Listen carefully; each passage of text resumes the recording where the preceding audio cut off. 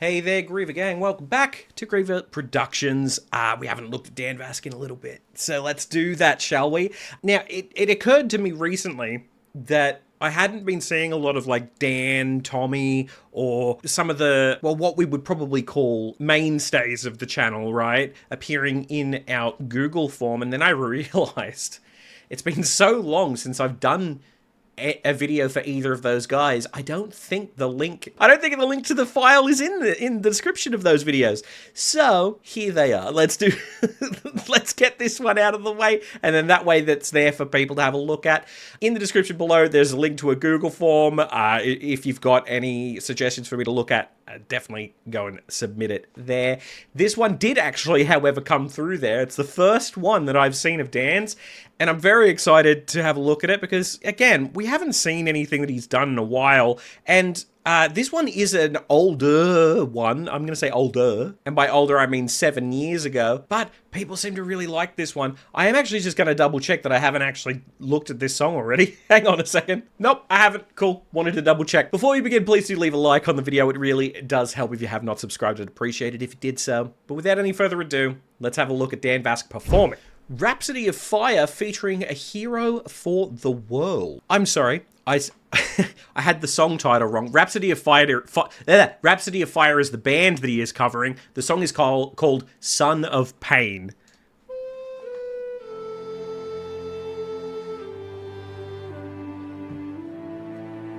I should have known that. I know Rhapsody of Fire.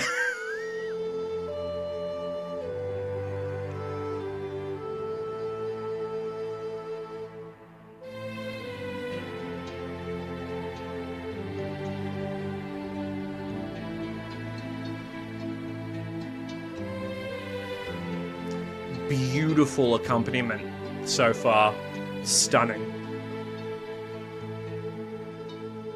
While I crossed the mountainside, I recalled in memory days of anguish, nights of pain. Your voice lives on, trapped inside my mind eternally. Those wise last words fade in my soul. You had a choice. Wow. You chose the light. Find your way, darkling sun. Spread your wings and your heart will fly. Oh. Thank you, angels. I am now reborn. This may be my last breath and my final day. I'm the son of pain. Welcome, my new friend.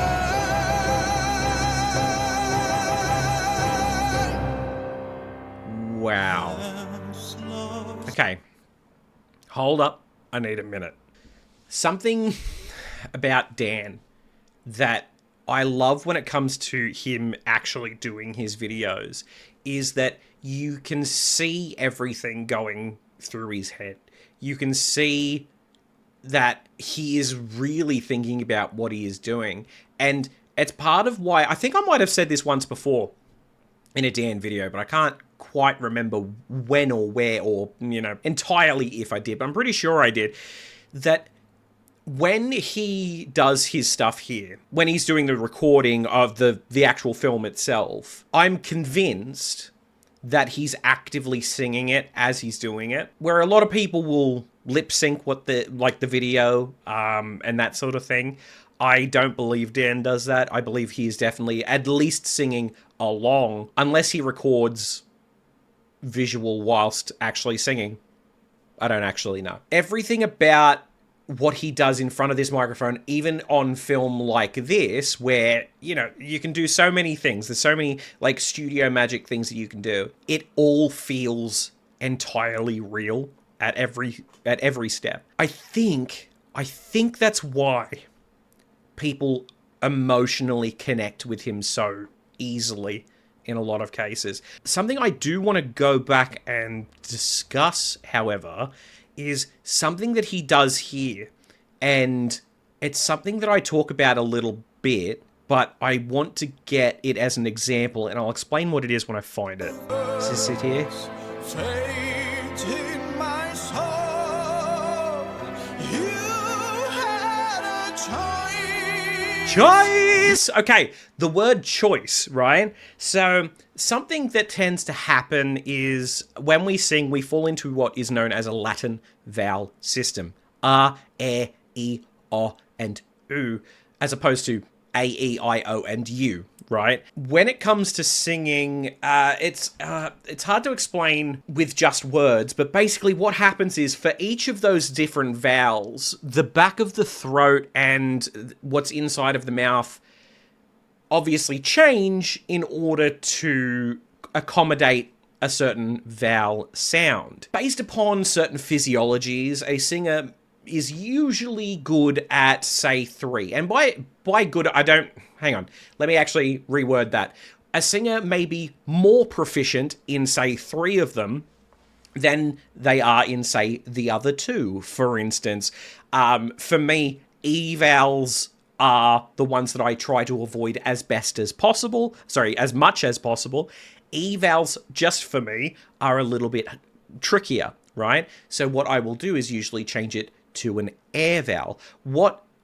Dan has the opposite problem. Sorry, I said problem. It's actually not a problem. Dan has the opposite makeup, basically, in that his E vowels are incredible. For the word choice, where you would usually, like in a classical setting, you would use the R vowel, so you'd sing choice, or actually maybe it's more of an R vowel, choice. He changes it, choice. He goes for the E in that moment. Let's have a listen here. You had a Choice, choice. For someone like me, I'd sing it, you had a choice. Whereas he goes for that E vowel. This is something that a lot of singers take for granted, and a lot of people don't. Actually, you know what? There's a lot of teachers that don't even think about this, which bugs me. But sometimes getting a note is literally as simple as going, oh, that vowel doesn't quite work for you. Let's change it to something else. Not saying that's the case with Dan here. He'd be able to hit that note without a problem. I'd be guessing it's more of a stylistic choice in Dan's case here. He'd hit that note.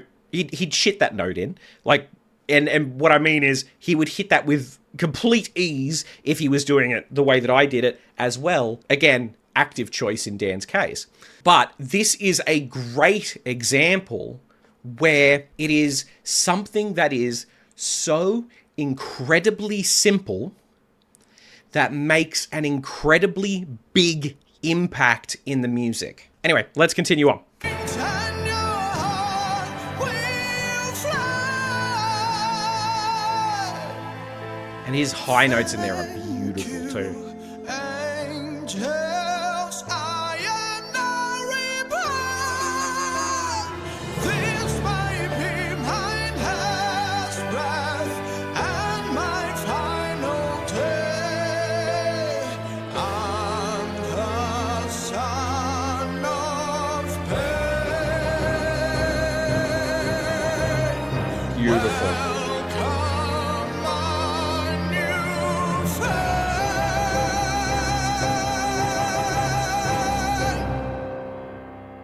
Heaven's lost flame was life for me. In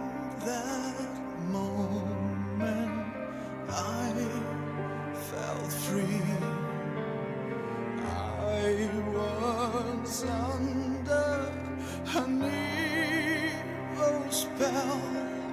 So now I want just to live again, to live again. Man, I've just got to give props here where it's due.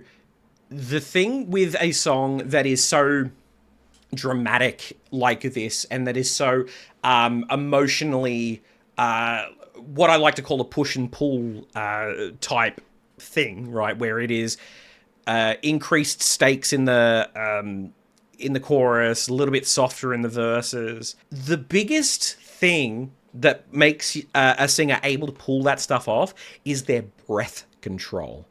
Because being able to go from those higher notes that are belted out much higher into the more quieter, more airy sort of thing without losing any quality and without losing control of that voice, it is like predominantly, not all, but is predominantly that breath control that is allowing him to do it. And I've got to say, when it comes to breath control, I struggle to think of anybody on the channel that does it better than Dan.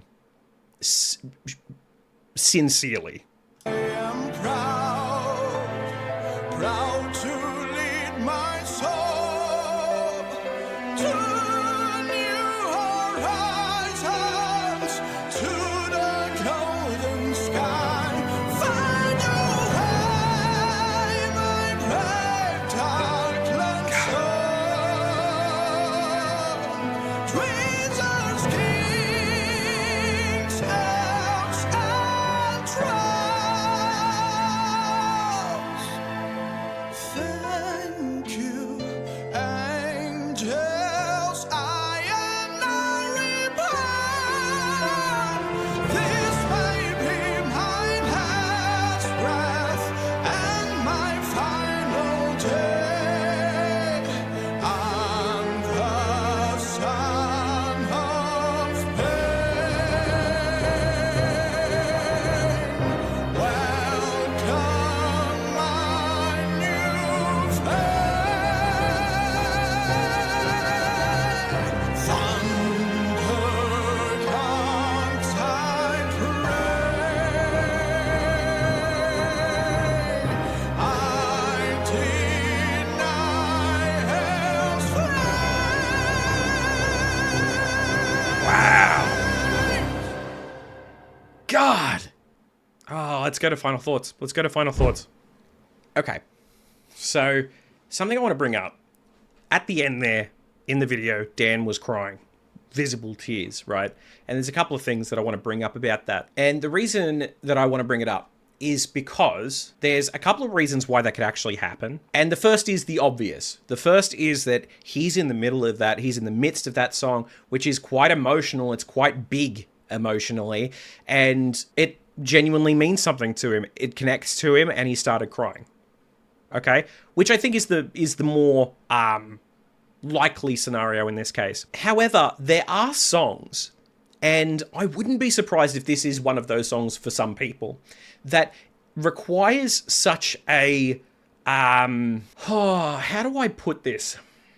It requires the technique to be on such to be on point for such a long period of time, and to be able to change that technique up a little bit, especially the way that Dan was with that kind of light and shade of, you know, pushing and pulling that emotion, that you can sometimes have the physical reaction of tears when you're not actively crying. And I just thought that this was an interesting thing to point out. I've seen it happen where people have gone up on stage to do really big numbers. You can kind of tell the difference between the two as well, because the emotional one, you actually start to hear that emotion in the voice, where there's like those, the kind of emotional sobs to it.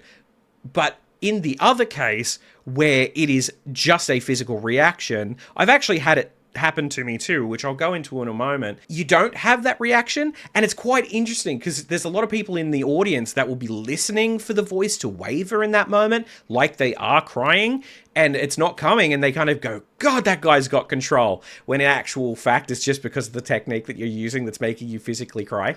For me, it was the song Time to Say Goodbye. Or Conte Partiro, however, wherever you kind of from in the world. There was once I was up on stage, I was singing Time to Say Goodbye. I got to that big crescendo spot at the end, and tears start kind of like coming out of my eyes, and people were like, "You're crying. How did you get through that note?" And it's like, it's just technique, and in actual reality, it's literally just a natural reaction my body had to getting into that spot, and then it's a whole thing. Little tips of the trade that you get on this channel sometimes. But honestly, that was stunning. Holy crap, it's beautiful. He's got an incredible voice. We know this. It's stunning. He knows exactly what he wants to do with it, and he can do so much with it. Like, I would put this, the performance of this was on such an emotional level. It kind of put it on par with me for his performance of Music of the Night, that he really pushed and pulled that emotion. Did an incredible, incredible job. Just props. And considering this is 7 years ago as well, because I talk about over time, voices mature, and they do kind of change a little bit as time goes on. I'd love to hear how he does this now, because he's definitely kept up with his voice. We can see that with everything. I firmly believe that it would only have gotten better, him performing this song. So it's just something that I'd really like to see. Yeah, that's all the time I have on this one. So thank you guys so much for watching. Like this video if you enjoyed, subscribe, do all that sort of thing. In the link below, in the description below, there is a link to our Google document, Google form, brain, where you can make a suggestion as to what you would like me to react to next. I suppose that's it. I'll catch you in the next one. Bye for now. Thank you so much for watching. If you'd like to support us further and join the wonderful list of people here, we have a Patreon that you can join from as little as $3 Australian per month. And if you like gaming and film reviews, you can join us over at Griever Gaming or Griever Film and TV. Links in the description below. Griever Film and TV is one that I've still yet to launch, but hopefully that'll be soon. Alright, see you soon.